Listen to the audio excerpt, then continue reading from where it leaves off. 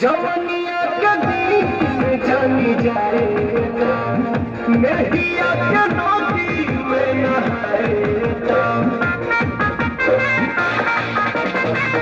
जवनिया कभी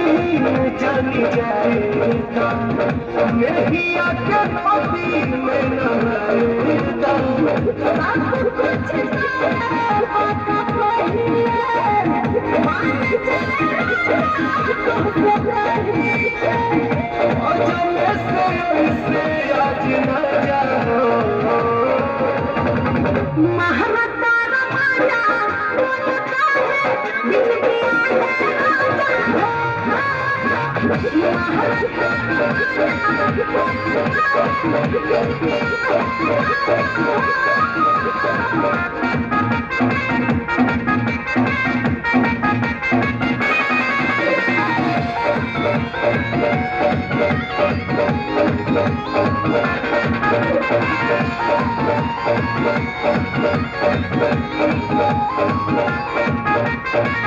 झूठों के करे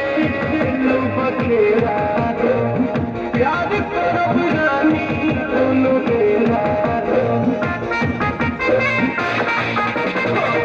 झूठों के करे बखेरा प्यार करब रानी दोनों बेरा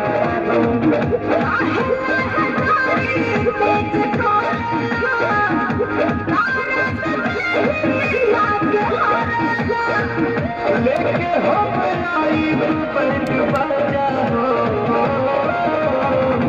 महारता रमाजा बोलता है